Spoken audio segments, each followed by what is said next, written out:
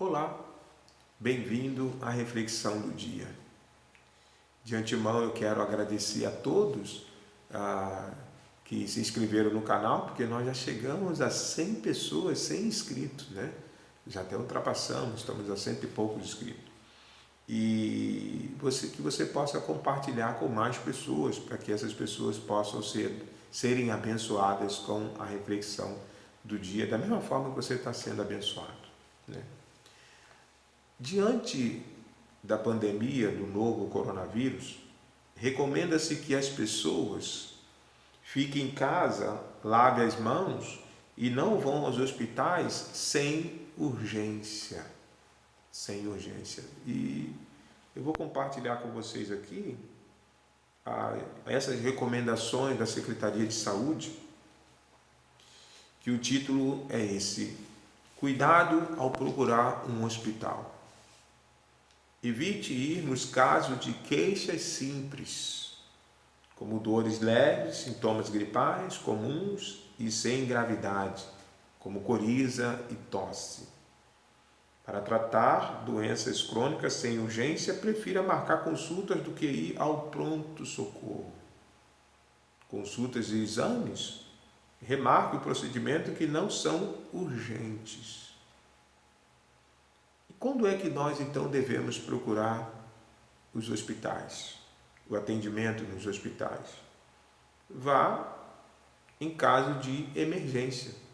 Por exemplo, pessoas com dores no peito, sintomas de AVC, acidente vascular cerebral, crise de dor, que tenha sofrido um acidente, como foi falado, e pessoas com sintomas graves de Covid-19, como falta de ar. Se for ao hospital, leve o álcool gel e máscara. Então, no momento em que estamos vivendo, a recomendação é que nós só venhamos procurar os hospitais só em caso de urgência, para que não haja uma superlotação, não haja aglomeração. Então, doenças, sintomas que podem se tratar em casa, trata em casa. Lava as mãos, usa máscara, trata em casa. Os hospitais, só em caso de urgência. Até no caso, no Brasil inteiro, né, principalmente São Paulo e Rio, está se construindo bastante hospitais de campanha para poder atender as pessoas que estão com sintomas ou que, no caso, estão com coronavírus. E como é que isso pode, essa situação, como é que nós podemos aplicar espiritualmente? Como é que a gente pode fazer uma reflexão espiritual dessa situação de ir aos hospitais só se tiver com coronavírus ou só se tiver com doenças graves? Lucas capítulo 5, versículo 27, vai nos trazer então essa meditação para a reflexão do dia. Passado essas coisas, saindo viu um publicano, chamado Levi, assentado na coleteria, e disse: segue-me. Ele se levantou e, deixando tudo, o seguiu. Passado estas coisas, Jesus ele tinha curado nos textos anteriores, em Cafarnaum, leproso, um paralítico na cidade de Cafarnaum, curou o leproso, e na cidade de Cafarnaum curou um paralítico. E ali as pessoas ficaram atônitas. Cada sinais que Jesus fazia, milagres que Jesus fazia, levava as pessoas a ficarem assim: quem é esse? Né? Quem é esse homem? Da onde veio? Que poder é esse? Será que ele veio de Deus? E aí, passado esse momento da cura do paralítico em Cafarnaum e de as pessoas estarem atônitas perguntando, Jesus então chega a um publicano. Esse publicano era alguém que trabalhava para o Império Romano, um judeu que trabalhava para o Império Romano, cobrando, recolhendo o imposto das pessoas. E esse publicano, Levi, ele era odiado pelos os judeus, os seus irmãos de nação, da raça, porque esses judeus entendiam que o publicano estava traindo a sua própria nacionalidade, a sua raça, porque estava trabalhando com o chamado inimigo, que era o Império Romano. Porque o Império Romano ele governava naquela época e todos os judeus eram, vamos dizer assim, subjugados, escravos do Império Romano, servia ao Império. E aí havia cobrança dos impostos. E você tinha lá então um publicano, que era um judeu trabalhando para o Império Romano, cobrando os impostos dos seus irmãos judeus. E com isso o publicano ele era odiado por todos os judeus, principalmente os religiosos, os fariseus, os escribas, que nós vamos ver aqui. E Jesus, então, sendo um judeu, chama um publicano para seguir ele. E aí nós veremos a reação desses religiosos em relação ao que Jesus acabou de fazer.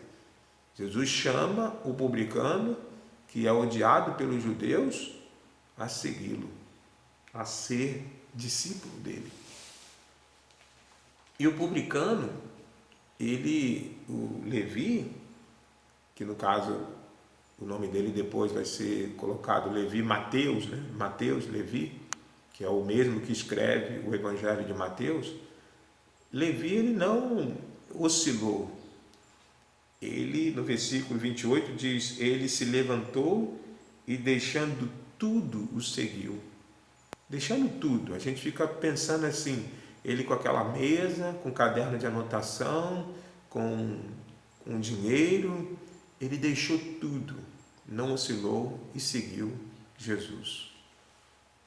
No versículo 29, diz assim: então lhe ofereceu Levi um grande banquete em sua casa. Numerosos publicanos e outros estavam com eles à mesa. Então esse Levi, ao ser chamado por Jesus, aceitou seguir Jesus e oferece um almoço, um banquete, vamos dizer assim, para Jesus. Talvez assim, dando-lhe a honra, fazendo um almoço de gratidão por Jesus ter escolhido ele. E não só isso, mas o texto diz que Levi convidou os outros publicanos. Numerosos publicanos foram ali convidados para esse banquete e Jesus estava com eles. Observa esses detalhes para que você possa entender o próximo versículo. Versículo 30. Os fariseus e os seus escribas murmuravam contra os discípulos de Jesus. Os fariseus e seus escribas murmuravam contra os discípulos de Jesus. Os fariseus eram os religiosos, eram os separatistas, aqueles que defendiam a lei, aqueles que seguiam a lei de Deus. Os escribas eram copiadores dessa lei, doutores da lei. São pessoas religiosas, são pessoas que se consideravam justas. E eles estavam criticando os discípulos de Jesus. E nesse momento, os discípulos de Jesus, quem era? Quem eram esses discípulos de Jesus? Os publicanos.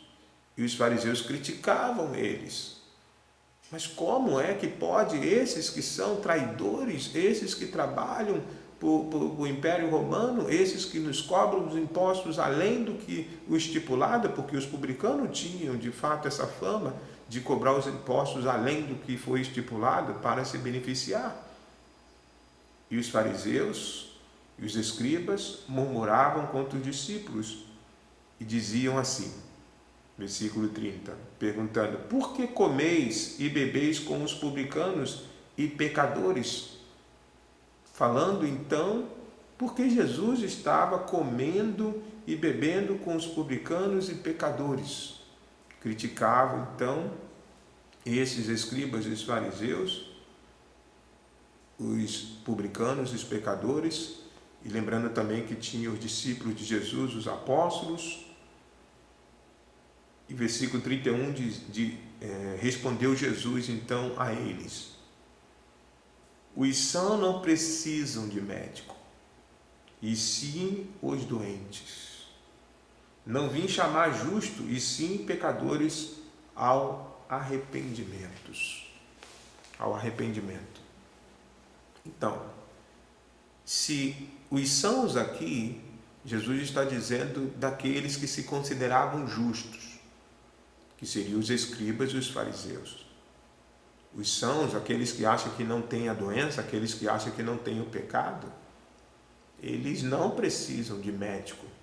O médico aqui é Jesus, aquele que desceu dos céus para salvar o mundo das trevas e do pecado. Deus entendeu que o mundo estava doente no pecado e ele enviou Jesus. E quando Jesus chegou aqui, então, ele estava chamando aqueles que de fato reconheciam que eram pecadores. Parte do princípio de que todos são pecadores, mas existia aquele grupo, como os fariseus e os escribas, que não se consideravam pecadores. E por isso que Jesus diz: os sãos não precisam de médico. Se vocês acham que vocês não têm a doença, então vocês não vão ao médico. Mas aqueles que têm a doença, que são pecadores, esses precisam. E por isso que eu estou aqui com eles. Por isso que eu estou com esses pecadores que são discípulos meus. Por isso que eu estou aqui com os publicanos que também são discípulos meus. Eu estou comendo com eles. E Jesus dizia: não vim chamar justos, e sim pecadores ao arrependimento. Ou seja, aqueles que são justos jamais vão se arrepender para a mudança de vida, porque acham que não tem pecado nenhum. Mas ele veio chamar aqueles pecadores que estão prontos, que querem mudar de vida, que querem sair da direção que estavam caminhando numa direção e agora vão tomar outra direção. Volta e segue a Jesus para um caminho diferente. E Mateus, o Levi, o cobrador de imposto, o publicano, ele estava disposto a deixar tudo para mudar de vida. Então é esses que Jesus veio chamar. Então, no momento em que vivemos hoje, nós devemos ir ao hospital só se nós tivermos com sintomas gravíssimos, ou se nós tivermos com sintoma do coronavírus. Mas espiritualmente, pense bem, todos nós temos um sintoma gravíssimo. Todos nós temos pecado em nossas vidas. Todos nós ofendemos ao Criador. Todos nós transgredimos a lei do Criador. Com isso, todos nós somos pecadores e precisamos do médico Jesus. Não existe a ideia de pensarmos que não temos, espiritualmente falando, pecados. Todos nós somos pecadores. E aí, se reconhecemos isso, que é a primeira atitude que devemos ter, que aí é o primeiro passo da cura, é reconhecer que somos pecadores. E ao reconhecermos que somos pecadores, ao reconhecermos que transgredimos a lei do Senhor, ao reconhecermos que temos essa doença, nós iremos procurar o médico Jesus. E ele vai nos curar dos nossos pecados e vai fazer com que nós tenhamos uma nova caminhada.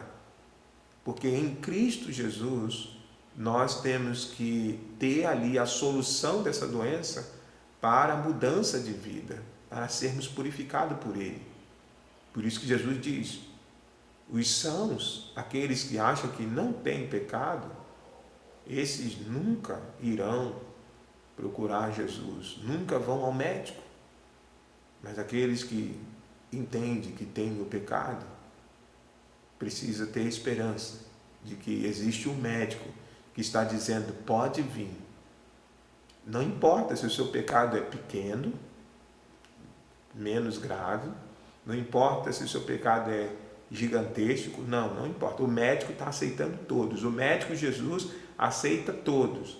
O hospital de Jesus aceita todos. Ele não vai fazer distinção. Você reconhece que você tem uma doença? Você reconhece que tem um sintoma dessa doença, que é o pecado? Vá a Jesus, o médico dos médicos.